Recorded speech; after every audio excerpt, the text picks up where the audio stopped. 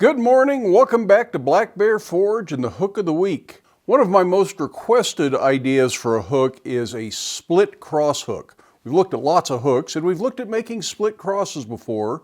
So today I thought we would combine those two things and make a split cross hook. And to do that I'm going to start off with a piece of 5/8 square bar out of the scrap pile. It's about 5 3/4 long. So what is that, about 16 millimeters square by 145 millimeters long.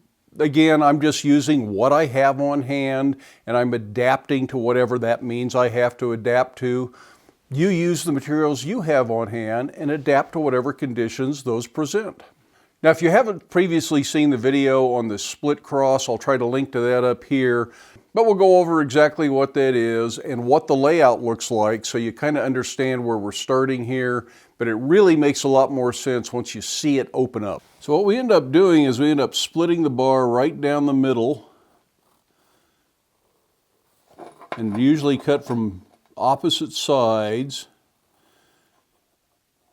And the exact length, you just kind of have to figure out what you want your proportions, but you go a little bit further than what you want the arms of your cross to be. And then we're going to come up from the other side and we're going to start here because I don't want to go all the way to the end. And we're going to split beyond this point where we were here so that the splits cross. Again, this will make much more sense when we actually do it.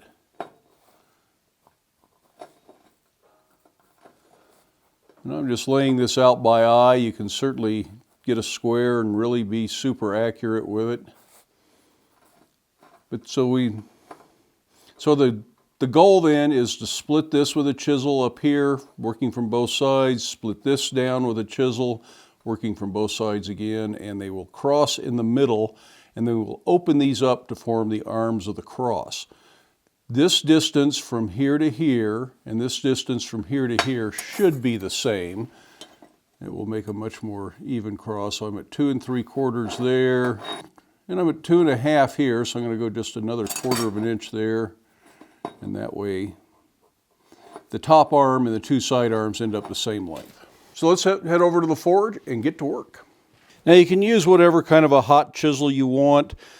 Now sometimes it's nice to use a curved chisel here to get a nice curved transition, but to make our hook we're going to draw this out so that's not a critical point right there because it's all going to be drawn out longer anyway, so we can just use a straight chisel and cut through there. I'm going to do most of this with a handled chisel just because it's easier to see what I'm doing and keep my hand away from the heat so we can work this way. And I'm going to lay it out cold so I can find my layout mark again because the silver pencil will burn off as soon as we go to the fire.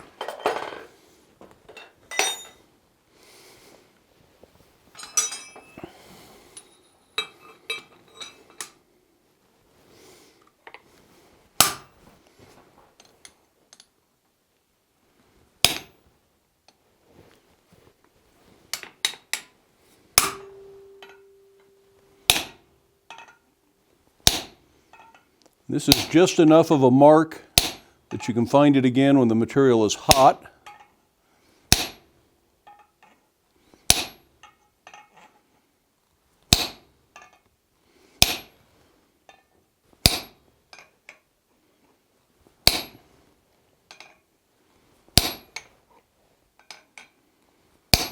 You could also do this under the treadle hammer pretty readily if you have a treadle hammer. That starts wearing off some of our layout here, just rubbing off on the anvil.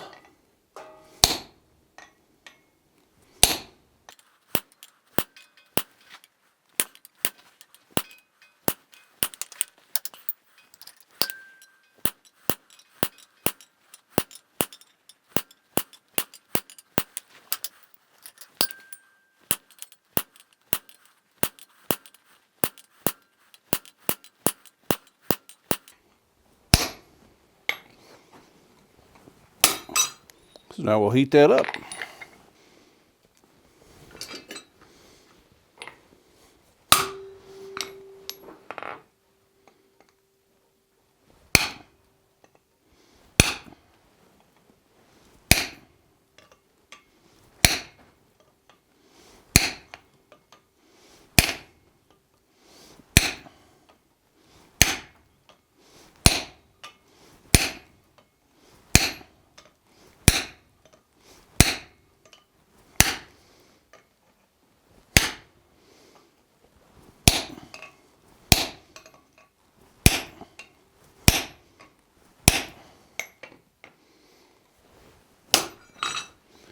Don't forget to cool your chisel off from time to time as well. Depending on the steel your tool is made out of and how heavy or delicate the tool is, will dictate how often you need to quench it.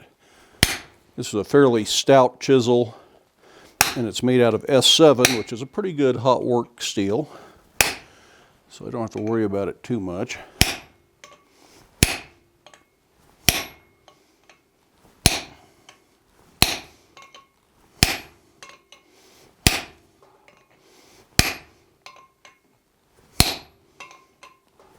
I don't want to cut through in any one area before I've come close all the way around.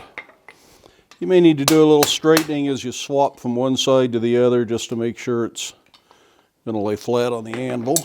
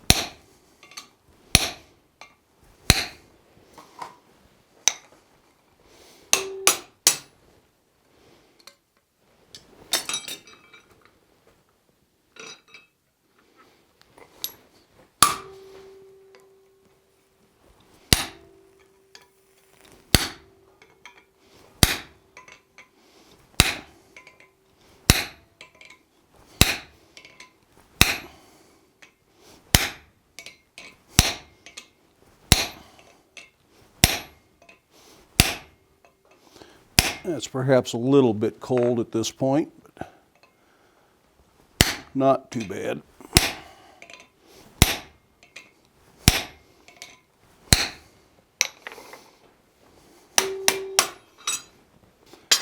I'm going to go ahead and use a cutting plate in case I break through, which I don't think I will yet. My idea is for the chisel cuts to meet dead center, so I don't want to overcut from one side or the other.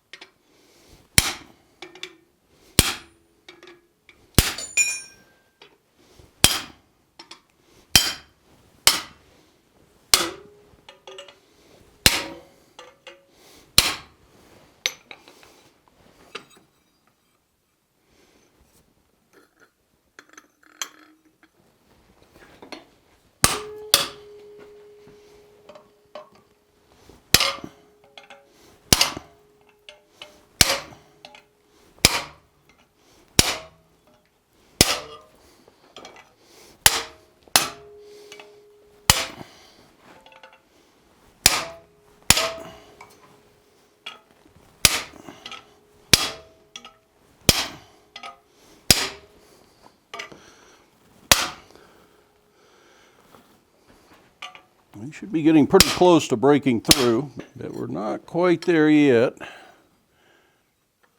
I'm going to take this angled cut and work it from this surface here. See if I can open that up a little bit more without deforming anything. I think that's going to help quite a bit.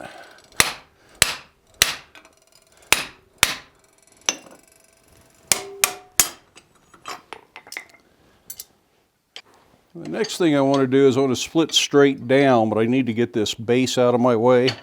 I suppose we could have forged this out first. I kind of want to show you how I typically do this. I'm making a regular split cross. So now that won't be in our way while we continue that split.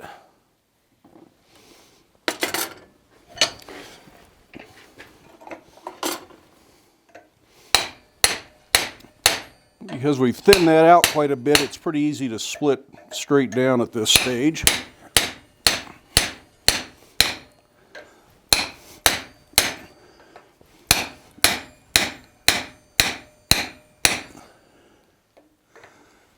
And that helps keep it from having too much rag in there. We're probably going to need to do a little bit of filing one way or the other once we open this up. We'll do the same thing going the other direction.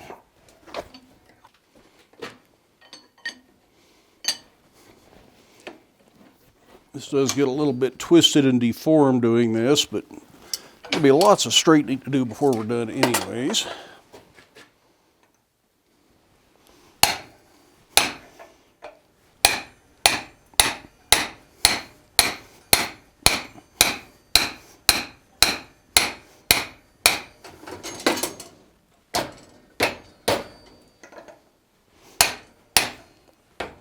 Well, really getting twisted there. There we go. You can see how that's starting to open up in the middle.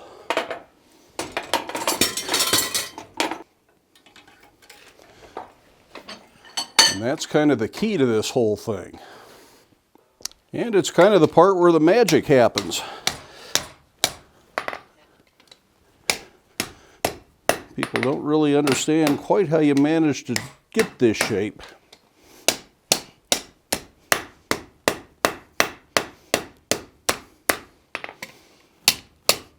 We're going to need to do a whole lot of straightening on it. So that is not finished.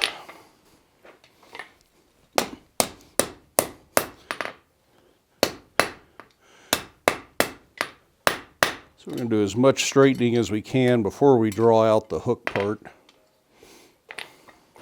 Putting that center section over the horn is a good way to do some of this, if you left a big enough center section.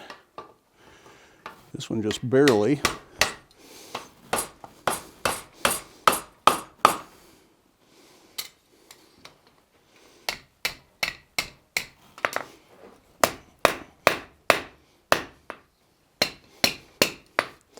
Try not to crush this. You want that to stay open, and you might want to drift it a little bit before you're all done, but we'll see.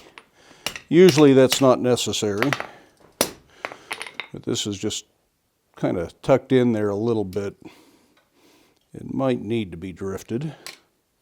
Now hopefully you can see this on here, but there's just ragged spots from the chisel cut that doesn't cut cleanly, and that's just the nature of splitting with a chisel like this in most cases. So I'm going to go ahead and hot rasp that off, get rid of all that stuff, and then we'll come back and finish cleaning this up.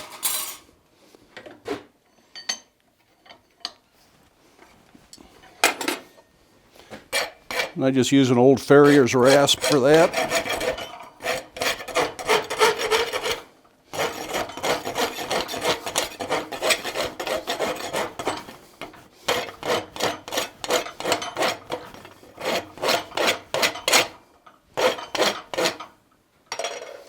This will take several heats to get it hot and flip it around. Remember, the rag's going to be on one side in the vertical arms and on the back side on the horizontal arms.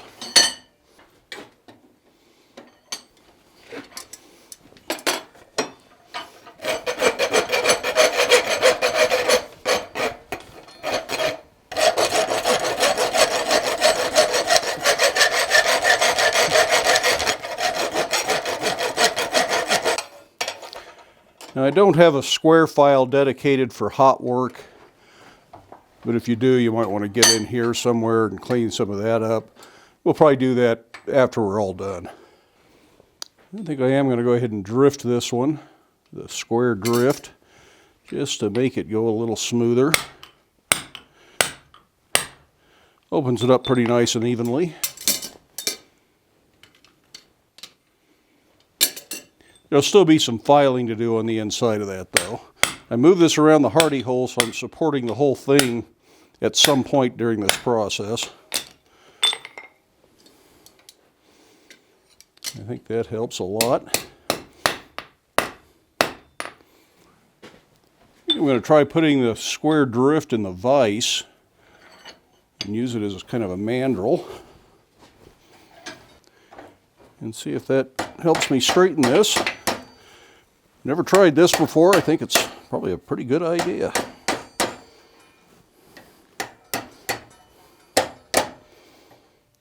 This arm over here is just a little out of whack.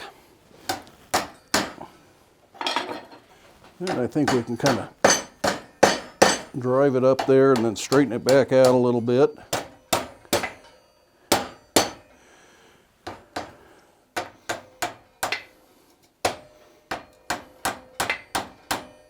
I think that's pretty darn good. Now because these are beveled, and the one side is beveled on this side, and the other side's beveled here, I like my bevels all on one side. So I'm just going to forge this down and give it the illusion that they were all on the same side in the first place. That's just kind of up to your taste. I'm going to do some more with these arms after I've got it in here and filed that, cleaned it all up. But let's go ahead and draw out the hook part first. Let's start over the horn.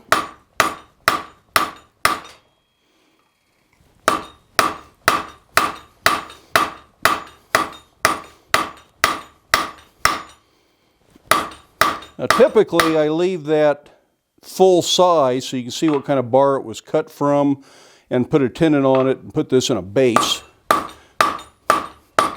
But for a hook, I want to draw it out to make a hook.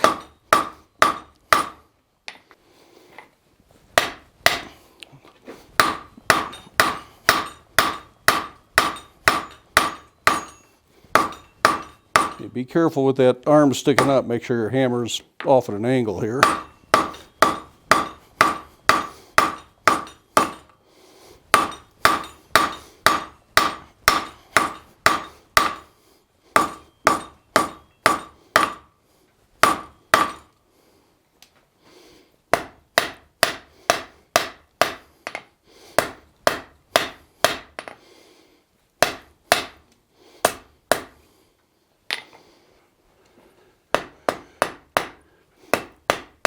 I'm going to keep my bevel established up at the top part there, but not down at the bottom of the hook. Now I'm just going to let this flare out a little bit. It's really becoming my preferred look for a lot of these hooks, is that simple flare.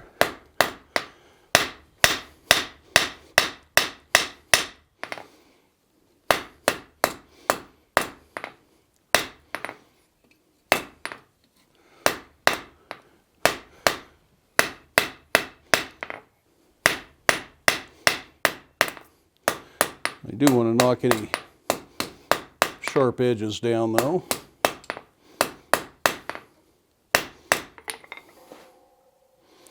Go ahead and put a touch mark in here.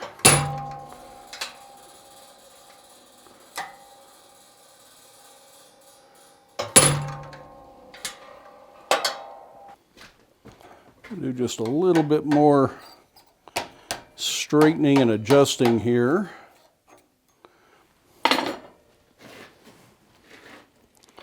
These always end up just a little bit odd, it seems like. I've never seen one that was just perfect.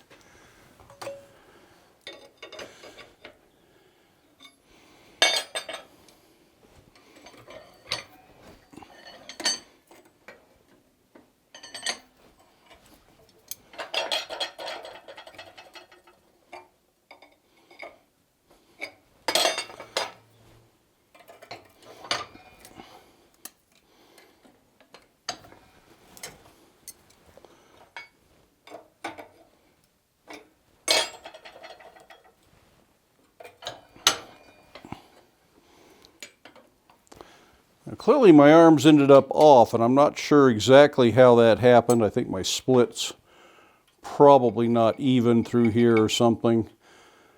So I'm going to trim the arms till these three are the same length, so I'll figure out which one's shortest. Looks like it's that one.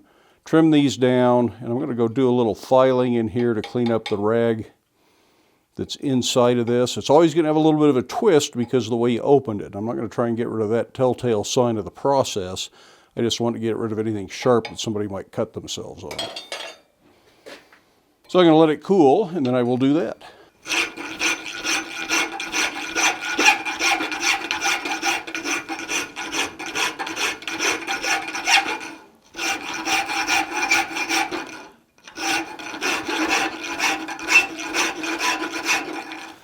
My main goal at this point is just to ensure that there are no sharp spots, little burrs on there.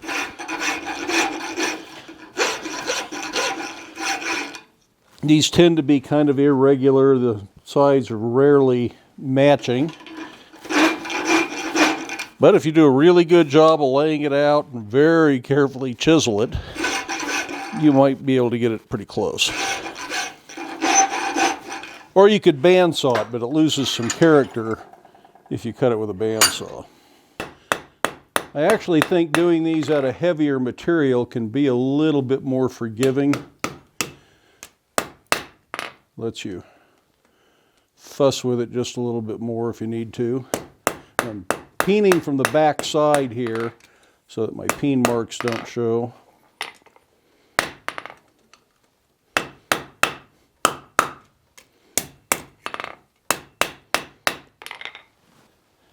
I've messed with this so much, my center section's gotten much bigger than I ever intended it to.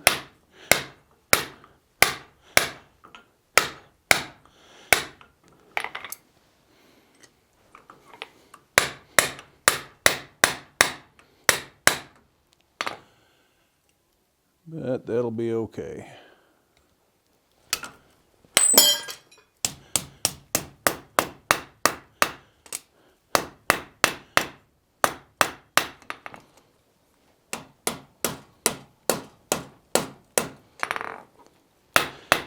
With that in mind, I think I'm just going to quit messing with it. So I'm going to start like I usually do with a little bit of a bend in the tip of the hook. And we'll bend it in the jig here.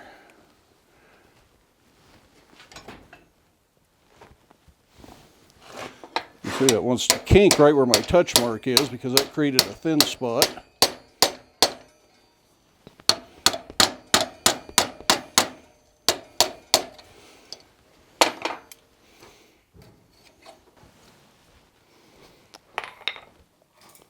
A bit of a wire brushing here.